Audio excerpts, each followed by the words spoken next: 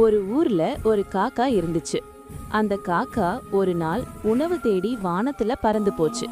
அப்போ அந்த காக்காவுக்கு ரொம்ப தண்ணீர் தாகமா இருந்துச்சு. அது ஒரு காட்டு பகுதிங்கிறதால எங்க தேடியும் அதுக்கு தண்ணீர் கிடைக்கல. ரொம்ப சோகமான காக்கா சுத்தி சுத்தி பறந்து தண்ணீர் குடிக்கிற கிணறு, ஆறு, ஏரின்னு ஏதாவது கண்ல படுமான்னு பார்த்துச்சு. ஆனா அந்த காக்காவுக்கு அப்படி ஒரு இடம் கண்ல படவே இல்லை. தண்ணீர் தாகத்தினால ரொம்ப சோர்ந்து போன காக்கா மேலும் பறக்க முடியாம திணறுச்சு. அப்பதான் ஒரு பழைய வீடு கண்ல பட்டுச்சு. ஆஹா, இது மனிதர்கள் வாழ்ந்த இடம் மாதிரி தெரியுது. இதுல கண்டிப்பா தண்ணி இருக்கும்னு நினைச்சு அந்த வீட்டு மேல போய் உக்காந்துச்சு.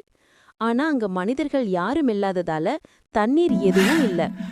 அப்போதான் ஒரு பாத்திரத்துல கொஞ்சமா தண்ணி இருக்கிறத பாத்துச்சு. உடனே ரொம்ப சந்தோஷப்பட்ட காக்கா, அடடா நமக்கு தண்ணி கிடைச்சிருச்சுன்னு உடனே அந்த பாத்திரத்துக்குள்ள தலைய விட்டுச்சு. ஆனா ரொம்ப கொஞ்சமா தண்ணி இருந்ததால அந்த காக்கானால தண்ணி குடிக்க முடியல. அடடடா, இவ்வளவு தூரம் அலைஞ்சு திரிஞ்சு தண்ணி கண்டுபிடிச்சோம், நம்மால அதை குடிக்க முடியலையேன்னு ரொம்ப வருத்தப்பட்டுச்சு. அந்த பாத்திரத்துல இருக்கிற தண்ணியை எப்படி குடிக்கிறதுன்னு யோசிச்சப்பதான் அதுக்கு ஒரு யோசனை வந்துச்சு. உடனே அக்கம் பக்கத்துல இருந்த கல்லை எடுத்து அந்த பாத்திரத்துல போட்டுச்சு. உடனே அந்த பாத்திரத்துல இருந்த தண்ணி கொஞ்சமா மேல வந்துச்சு. அத பார்த்த காக்காவுக்கு ரொம்ப சந்தோஷம். உடனே நிறைய கல்லை எடுத்து அந்த பாத்திரத்துக்குள்ள போட்டுச்சு.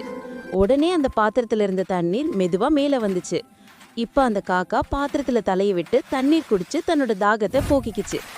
குழந்தைகளா, இந்த கதையிலிருந்து என்ன தெரியுதுன்னா, கஷ்ட காலங்கள்ல நாம புத்திசாலித்தனமா நடந்துகிட்டா நாம அந்த காக்கா மாதிரி எந்த சூழ்நிலையில இருந்தோ எப்படியும் தப்பிச்சிடலாம். இது போன்ற மேலும் பல கதைகளை தெரிந்து கொள்ள நம்ம சேனலை சப்ஸ்கிரைப் பண்ணுங்க. நன்றி, வணக்கம்.